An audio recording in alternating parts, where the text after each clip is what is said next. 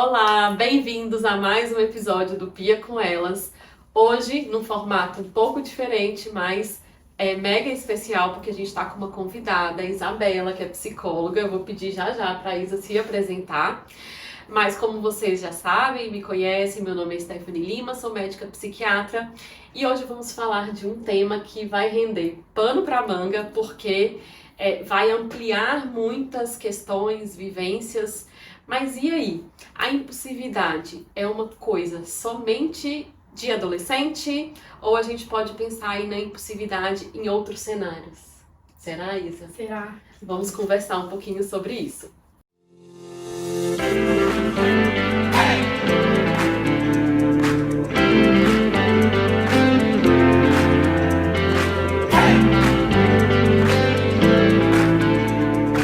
Então vamos começar o episódio de hoje, onde o nosso tema é impulsividade é coisa de adolescente, será? Estou com uma convidada mega especial, Isabela, vou pedir ela para poder se apresentar. Fala um pouquinho, Isa, da sua formação, de você, para a gente poder conhecer um pouquinho melhor. Tá bom. Eu sou psicóloga clínica, eu tenho especialização em psicologia clínica, atendimento, eu faço psicoterapia individual, né, terapia, e eu sou especializada em psicologia positiva, na TCC, que é a terapia cognitivo-comportamental, né, e eu faço atendimentos com crianças, adolescentes e adultos, mas atendo muito adolescente e adulto. E inclusive foi numa partilha, numa troca de um caso específico que surgiu essa nossa ideia de falar sobre esse tema, né? Que é a impulsividade. Sim. Então, a impulsividade seria ali uma coisa, uma questão somente da adolescência? Já respondendo? Pode responder? Claro, fica à vontade. Não é uma questão só da adolescência. A gente percebe que a impulsividade ela está muito presente na adolescência, a gente vai falar um pouquinho sobre isso, né? Mas o que a gente percebe, inclusive, no consultório, são as psicopatologias em geral muito associadas, várias delas associadas à impulsividade, né? Que está muito presente. Por exemplo, no TDAH, a questão do TEA também, ou transtornos de personalidade border. Então, a gente trabalha isso no consultório e a gente percebe o quanto isso prejudica mesmo, né? Os relacionamentos sociais, as decisões, tomadas de decisões, planejamentos para o futuro. Isso é uma coisa que a gente trabalha diariamente no consultório. E não só dessas psicopatologias, porque a gente percebe que existem traços de personalidades que têm um pouco mais de impulsividade, né? Aguçada, assim. Então, acaba trazendo determinados prejuízos, né? Nem tudo é prejudicial, mas assim, pode prejudicar bastante a trajetória. Que é isso que a gente estava conversando, né? Sim. Isso que você falou é muito importante, assim, nem tudo é prejudicial, sim, porque quando a gente pensa na adolescência, a impulsividade, ela acaba vindo por um processo neurobiológico, fisiológico que acontece na adolescência, que é importante a gente começar a separar, né? Porque a impulsividade, ela tá dentro do que a gente espera de um mecanismo, né? Que a gente tem cerebral que nos ajuda em algumas situações, sim, mas em outras situações a gente percebe que isso acaba sendo prejudicial, né? Isso. Quando a gente fala da adolescência, a gente tem ali uma imaturidade de um córtex pré-frontal, principalmente ali, que está em neuroformação e neurodesenvolvimento e que faz com que o adolescente, ele tenha essa característica um pouco mais impulsiva, mas ao mesmo tempo é injusto a gente rotular o adolescente como um impulsivo, o que não consegue esperar, sim, né? E aí muitas vezes isso acaba gerando conflitos entre os pais e o adolescente, justamente por conta disso, né? Sim, e eu acho que é até importante a gente conceitualizar um pouco a impulsividade, porque às vezes fica muito abstrato, muito vago. O que é isso, né? O que é isso, né? E aí, impulsividade, e acho que quanto mais a gente fala da impulsividade, a gente percebe o quanto parece um pouco com a adolescência, porque é justamente isso. É um cérebro que está em desenvolvimento. Então, o controle de impulsos, né? Ele ainda está em desenvolvimento. Então, acaba prejudicando e com isso, existe que o comportamento do adolescente, ele acaba sendo mais impulsivo. Mas vamos pensar um pouco da conceitualização, assim. Sim. Eu acho que tem 3 pontos que eu acho que são interessantes. A gente tem uma impulsividade, por exemplo, cognitiva. O que seria isso? É quando a gente, na verdade, tomada de decisão sem pensar, né? Então tem a impulsividade, que é o quê? Motora. O que eu faço? Ajo primeiro sem pensar. Então tem essa presença disso. E tem a questão do não planejamento. O que significa isso? É a pessoa que se volta mais a satisfações mais imediatas e tem dificuldade de postergar uma gratificação, uma coisa que eu vou receber daqui a pouco, que é do imediato, né? Então isso caracteriza muito a impulsividade e isso atrapalha nas tomadas de decisões do adolescente, né? Nos relacionamentos sociais, principalmente, que é uma fase de muito envolvimento com os pares, né? Começa a ter aquela separação um pouco dos pais, e eles estão muito voltados para os pais deixam de ser a referência, né? A referência, exatamente. E aí eles têm um melhor entendimento, vamos assim dizer, eles procuram mais pelos pares, né? Pares, quando a gente fala, são pessoas da mesma idade, né? Então o adolescente, ele vai se comunicar melhor com o adolescente. E é muito da fase da adolescência. Porque isso é muito legal entender, porque até a própria cognição social que a gente fala está sendo desenvolvida. Por quê? Porque vamos pensar na adolescência aí como uma fase, ainda que seja de transição, mas é uma fase bem delimitada e caracterizada e precisa da importância, mas é uma fase, querendo ou não, que sai da infância e está indo para a fase adulta. Então, o adolescente, ele já começa a ter demandas que são ali mais similares com a fase adulta, né? E que é o quê? Ele tá formando a identidade dele. Então, existe um pouco aquela separação emocional, inclusive, dos pais. Não é que os pais deixam, né, de ser referência, mas eles são muito mais influenciados. Isso é comprovado, assim, em estudos que mostram que a influência dos amigos é muito maior nessa fase. Eles estão direcionados para isso. Por quê? Porque vai ser o desenvolvimento da identidade, vai ser o desenvolvimento de relações sociais mais complexas, que a gente fala, depois das relações de trabalho, por exemplo, da vida adulta, né? E desenvolver mais intimidade. Então, assim, eles estão num processo que é diferente e é natural eles terem um afastamento um pouco dos pais. E eu acho que é importante a gente falar isso, principalmente para os pais, né? Para as pessoas que convivem com os adolescentes, justamente por isso, assim, porque às vezes gera uma quebra de expectativa, ou que chega pra gente no consultório nossa, esse menino mudou da água pro vinho, eu não tenho mais paciência, eu não consigo conversar com esse menino, enfim, né? E acaba que fica uma questão muito pejorativa e ao mesmo tempo tem um ruído de comunicação, que eu acho que é uma coisa muito importante da gente trabalhar e entender, sentar com esse pai e falar, olha, isso daqui vai estar presente na adolescência. Sim. Então é esperado que o seu filho se apresente um pouco mais assim, porque isso já traz uma previsibilidade para esse pai, para essa mãe, para que ele comece a entender os comportamentos do filho, às vezes entendendo que aquilo ali nem sempre ele tá fazendo para poder cutucar o pai ou, enfim, desafiar ou confrontar aquele pai. E aí o pai, ele já começa a entender aquela situação e utilizar de uma linguagem que talvez dá uma quebra ali naquele adolescente para que ele comece a se fazer entendido e a gente tenha menos ruído de comunicação e aí a gente consegue compreender melhor esses episódios de impulsividade e aí isso começa a fazer mais sentido para essa dinâmica mais harmoniosa aí, que é o que às vezes chega muito pra gente, né? Esse ruído de comunicação. E a comunicação, por exemplo, nesse período, às vezes eles não têm o desenvolvimento de muitas habilidades sociais ainda da comunicação, dali inclusive serem assertivos, de falar as demandas deles, de resolverem problemas. Então, que é uma fase de desenvolvimento justamente dessas habilidades. Então, acaba que existem muitos conflitos, né, com os pais nessa fase. Isso. Mas é natural. Então, é interessante os pais terem consciência que é uma fase que é natural isso acontecer. Porque tem o cérebro todo estruturado, tá acontecendo muita mudança para ter essas mudanças de comportamentos sociais, a nível cognitivo, emocionais. Então, é esperado. Saber que é uma fase é importante. E é um processo que eles estão desenvolvendo uma autonomia maior, e é saudável também, nesse sentido. Sim. Né? E aí, assim, os pais terem essa orientação e ser algo esperado, não significa também que o adolescente ele precisa de se manifestar ou se comportar da maneira como ele quer, né? Os pais, eles precisam ser a figura de autoridade, né? No sentido de ser autoridade não é ser autoritário, tá, gente? Então, existe uma grande diferença, mas ao mesmo tempo os pais, eles precisam ser a referência para essas crianças e esses adolescentes, mas ao mesmo tempo, quando os pais são referências, mas eles conseguem entender o que está envolvendo o processo de neurodesenvolvimento do adolescente, que é o que a gente está falando em questão. Entender que a impulsividade ele é um comportamento que vai existir ali por uma própria imaturidade cerebral, isso vai fazer com que os pais eles compreendam melhor as tomadas de decisões, os comportamentos desse adolescente, Sim. que aí vai facilitar a comunicação ou como lidar com esses adolescentes, e aí a gente percebe que diminui ainda mais essa impulsividade, porque se eu entro em confronto, esse adolescente ele tende a ser o quê? Cada vez mais impulsivo.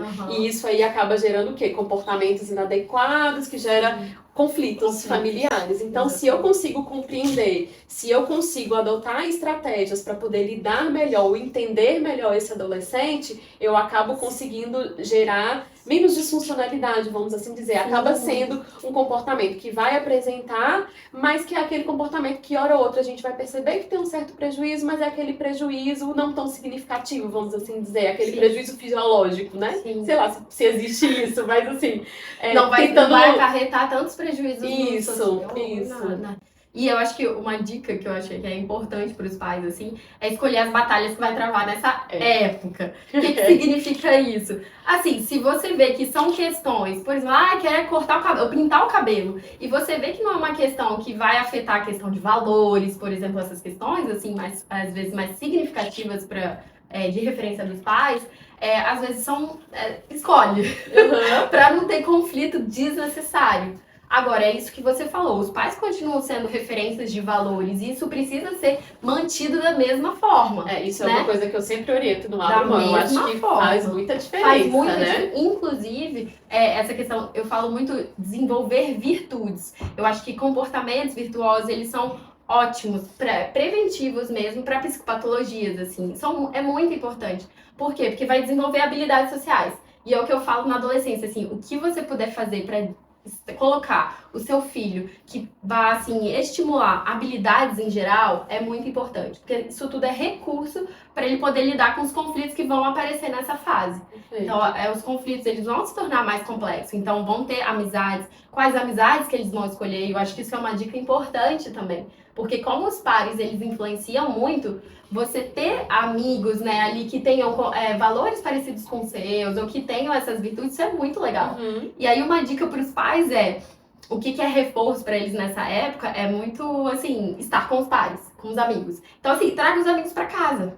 Então, faça parte mesmo da sua realidade, trazer outros amigos junto, estar com você, promover muitos eventos que eles possam estar juntos. Mas os pais também estarem juntos. E dentro de casa eu acho que é fundamental. Porque você consegue acompanhar esse processo, né? É uma forma de monitorar, ao mesmo tempo estimular uma fase que é importante. Então assim, enfim, muito programa. Eu lembro da minha fase e como que meus pais estimulavam isso. Trazer na nossa casa. Então, eles conheciam os meus amigos, tinham esse convívio, isso é muito legal, é uma forma de automonitoramento também, legal. Porque às vezes a gente observa assim, os pais às vezes trazem como demanda, mas fulaninho só fica no celular. Mas quando a gente vai entender a rotina de casa, o pai e a mãe também acabam ficando mais no celular. Então, o que esse adolescente vai ter de estímulo? Acaba não tendo.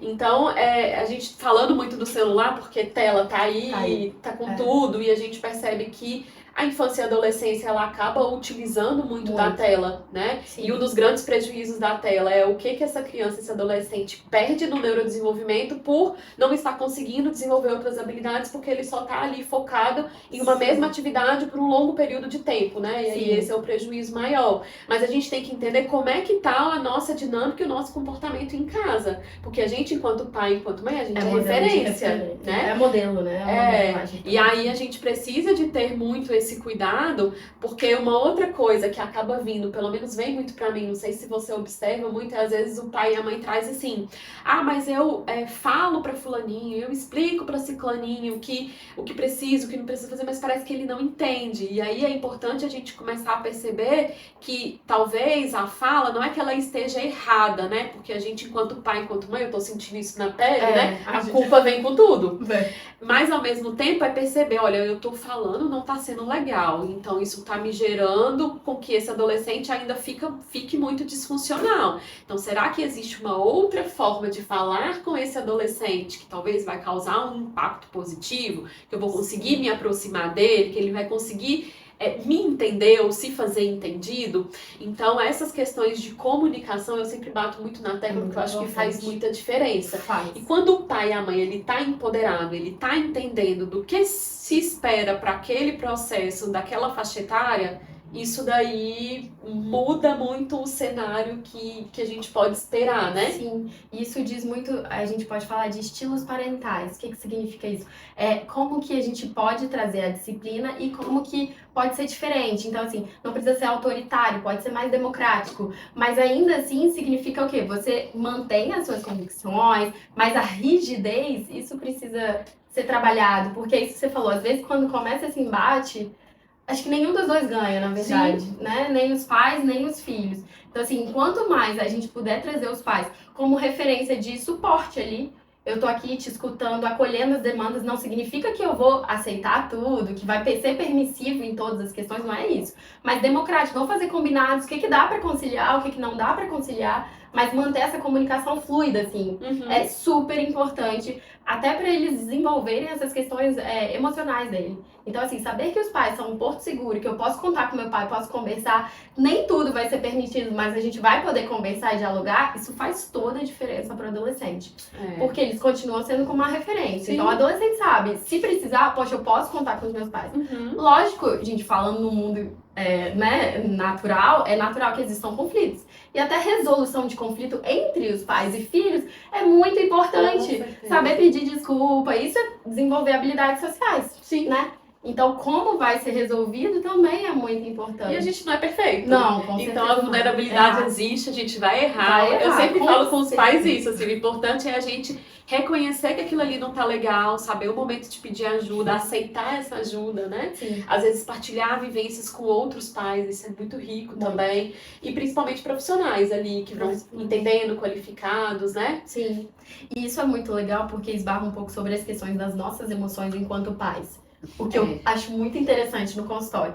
Porque a gente também tem que ter um autocontrole muito grande. E muitas vezes a gente não tem. Aí a impulsividade, a gente não é só dos adolescentes, não, dos adultos também. Então, assim, né? Atira a primeira pedra que não falou de forma mais excessiva, e precisava ser assim. Sim. Então, esse retorno é importante e os pais também começam a ter consciência das próprias emoções. Por que eu fiquei com raiva daquilo ali? Às vezes é uma demanda mais do pai do que do filho. É uma coisa que pode ser conversada. Perfeito. Né? Isso é uma coisa que a gente observa muito na prática, né? Na prática. Quando a gente vai ver, assim, às vezes os pais trazem muita demanda e a gente acolher esses pais que já chegam exaustos, cansados, às vezes se sentindo culpados, e a gente olha, vem cá, vamos cuidar de você, porque você tem que estar bem pra gente poder cuidar do seu filho, para as coisas começarem a funcionar. E aí explicar para esses pais que a gente, enquanto profissional de saúde, a gente não vai estar ali para poder apontar o erro, para poder julgar vocês. Na verdade, a gente está ali para poder identificar aonde estão questões disfuncionais gerando problemas e de que forma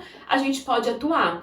E essa forma de atuação, ela tem que ser feita em conjunto com esses pais, porque precisa de ser uma estratégia escolhida que não gere ansiedade nesses pais, que não gere questões que talvez tragam desconforto para esses pais e que eles vão estar fazendo ali por fazer, e aí não faz sentido nenhum. Né? Eles precisam de fazer algo que eles comecem a perceber ali que, poxa, aquilo ali vai funcionar, aquilo ali tá dando certo, aquilo ali vem dando um reforço positivo. E aí as coisas acabam funcionando, né? E isso, no consultório, é uma das coisas que a gente trabalha muito, é justamente essa aproximação dos pais. Então, às vezes, a comunicação ali já tá super prejudicada, o adolescente se fecha, e aí não quer ter essa comunicação. Então, assim, essa via de comunicação fluida faz toda a diferença pro desenvolvimento do adolescente, né? E da dinâmica familiar, né? Que é super importante. E aí, voltando na impulsividade, porque a adolescência é o mundo, a gente ama, então a gente vai falando mesmo, né? Mas voltando um pouco da impulsividade, é como você falou. Então, ela está presente na adolescência como uma forma de de um processo neurobiológico, de neurodesenvolvimento ali que vai acontecer, mas a gente também pode encontrar essa impulsividade de uma forma mais exacerbada em outras questões e que talvez, por exemplo, se a gente tem um TDAH no adolescente e essa impulsividade. Sim, fica mais bem nítido, né? E aí eu acho que isso sim, às vezes, pode trazer prejuízos, né? E aí é nesse sentido que a gente fala, impulsividade não é uma coisa só da adolescência. Porque a gente recebe adultos, por exemplo, eu recebo adultos com essas psicopatologias ou com um transtorno do neurodesenvolvimento, como o TDAH, e é muito nítido que para eles existe uma dificuldade de controle de impulsos e aparece a impulsividade e o prejuízo nisso para eles. Então, assim, não é uma coisa exclusiva da adolescência. É isso que você falou. Na adolescência, existe a maturação do cérebro, né? Agora, no TDAH adulto, é o que acontece? Esse cérebro já está formado, mas existe um desvio do neurodesenvolvimento ali que traz prejuízos. Então, esse córtex pré-frontal ainda também tem questões, né? Que trazem a disfuncionalidade do planejamento, da tomada de decisão. Existe uma disfuncionalidade das vias neurobiológicas, né? Isso aí. Dos circuitos. E aí a grande trabalhar estratégias, né? Para poder. Isso no adulto. No adolescente, não, adulto também. Mas adolescente a gente pode ainda trabalhar muito mais essas vias e trabalhar a neuroplasticidade, aí desenvolvendo outros tipos de comportamentos, né? Sim. Para poder reforçar esse controle inibitório. Mas assim, na adolescência a gente percebe, mas nos adultos também. Então, por exemplo, transtorno de personalidade border também aparece, a desregulação de humor e aí comportamentos muito impulsivos. Tem um fator emocional significativo. Então, essa dificuldade de lidar com as emoções, porque as emoções são o quê? Impulsos para uma ação. Eu falo que toda emoção é um impulso para uma ação. E aí, quando a gente fala de desregulação de humor e essa dificuldade na impulsividade, é o quê? Teve a emoção, já agiu. E muitas vezes não pensou quais os prejuízos que podem acontecer.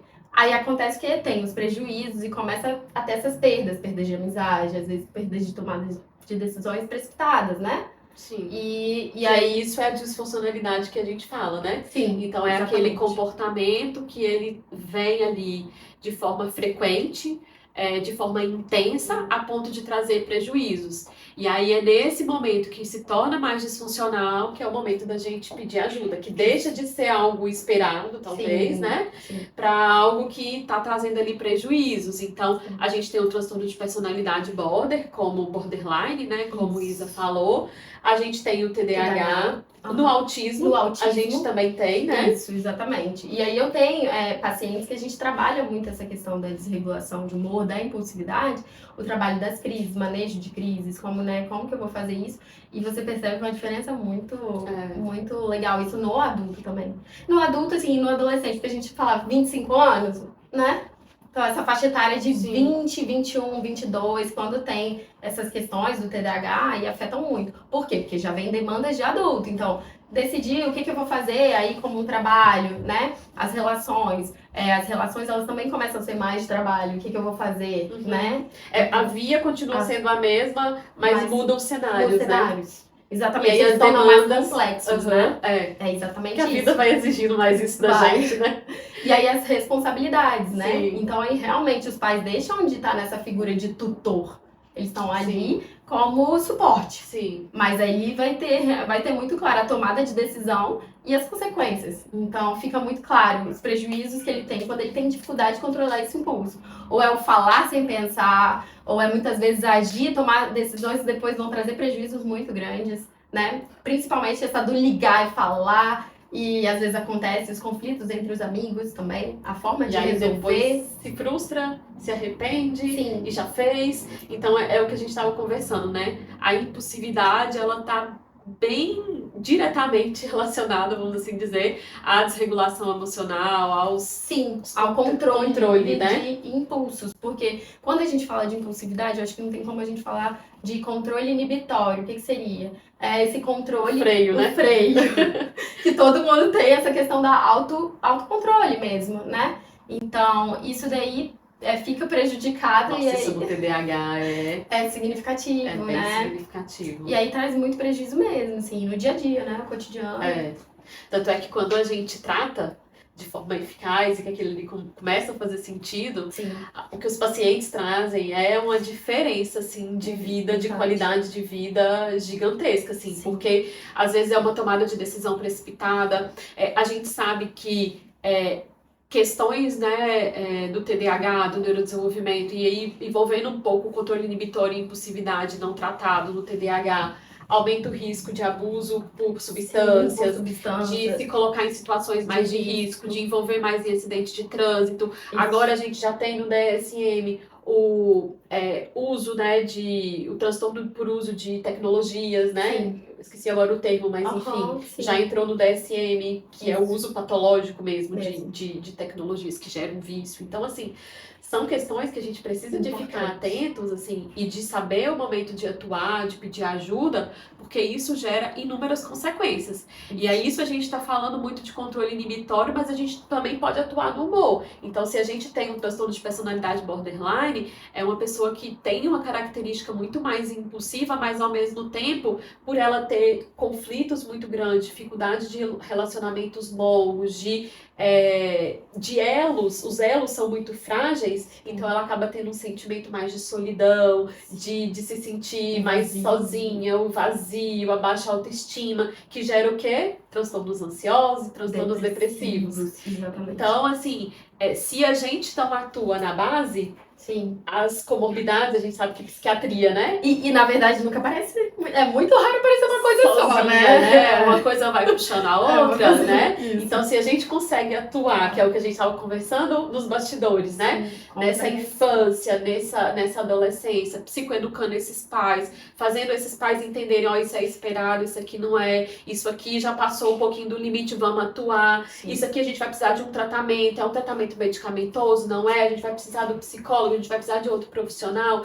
A gente consegue trazer uma base, vamos assim dizer, para esse cérebro que está ali se maturando, que ainda está em neurodesenvolvimento, que ainda tem neuroplasticidade, habilidades, né, para que essa criança e esse adolescente ele se torne um adulto mais saudável, né? Exatamente. E não afeta a qualidade de vida, a proporção do que se ele não tivesse esses recursos, lá na frente ele sentiria muito mais. Que a gente sente no adulto que chega pra gente, né? Exatamente. E é muito. E tem a questão ainda que muitos quadros das psicopatologias, eles aparecem muito na adolescência, né? Que é justamente isso. A gente tá falando das demandas, elas começam a ficar mais complexas, e aí você vê o prejuízo mais significativo. Aí o transtorno bipolar também, a gente falou. Então, assim, é importante perceber ali qual que tá gritando mais, às vezes, essas comorbidades, e trabalhar, e o trabalho, a gente trabalha muito em parceria, né? Então, assim, não, vamos tratar primeiro, por exemplo, as questões da desregulação de humor, tá muito gritante, tá trazendo prejuízo, né? E aí depois a gente vai atacar as demandas muito mais de TDAH, de organização. Então, assim, e isso tudo tá muito envolvido também com o processo de que é um período de... eles têm dificuldade, às vezes, de hierarquizar valores, sabe? Então, assim, que tá ligado à regulação de humor. Então, eu preciso saber o que é importante pra mim, o que não é importante pra mim, o que é um estilo de vida saudável que vai me proporcionar ali um funcionamento muito melhor e maior autonomia, maior autoconfiança. Então, a gente trabalha muito essas questões de autoconfiança, porque você chega... o adolescente ou até o adulto prejudicado nessas dimensões sociais, físicas, emocionais, isso traz muitos prejuízos para ele. Afeta a autoestima, afeta a identidade, né? A autoconfiança. Então são coisas que a gente precisa trabalhar. Mas assim, no adolescente é muito legal que a gente pode trabalhar de forma preventiva, né? Sim. Né? Não precisa abrir os quadros de patologia, de transtornos de ansiedade, depressão que a gente aparece lá no adulto. Ou às vezes o adolescente que já traz essas questões, né? Essas comorbidades, né? E o adolescente... A gente gosta. E o adolescente, ele tá ali numa fase onde ele tem a certeza de que a tomada de decisão que eles estão tendo é assertiva. Só que a gente esquece que, por mais que eles tenham alguns comportamentos que se assemelham ao adulto, eles ainda não têm o cérebro de adulto. E essa tomada de decisão no adolescente, ela fica comprometida, né?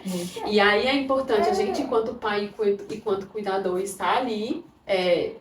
direcionando, vamos assim dizer, porque, por exemplo, hoje chegou um caso de uma adolescente que começou com 13 anos o processo dela, e aí ela entrou com um psiquiatra, um psicólogo, em terapia, e aí hoje, quando ela foi me trazer os comportamentos dela, ela me trouxe justamente isso. Eu achava que eu tinha o controle das minhas decisões, e aí eu acabava fazendo porque eu pensava, quando eu quiser parar, eu paro. E aí ela viu que não era bem assim, porque ela começou a ter prejuízos daquelas decisões que ela estava tendo. Então, por mais que a mãe orientava, não era uma coisa que a mãe conseguia se fazer entendida por ela, porque na visão dela, ela estava tendo a razão. Então, foi muita psicoterapia, ela falou, minha psicóloga me ajudou muito a entender.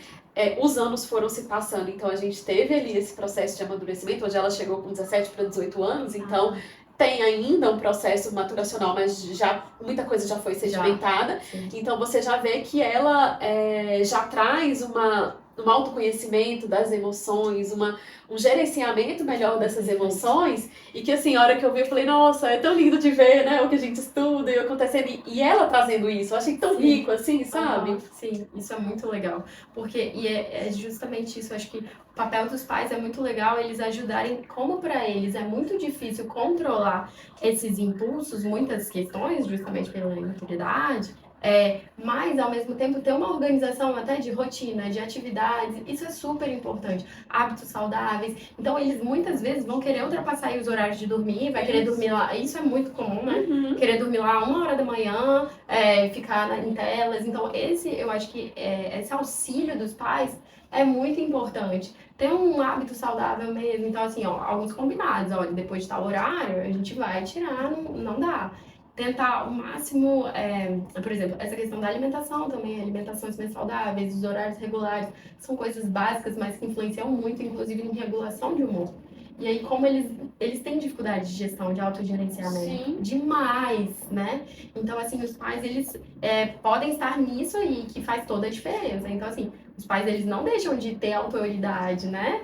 São nesse sentido. E ajudar os filhos nesse quesito, assim, alimentação. E aí, exercício físico, a gente fala que é muito importante.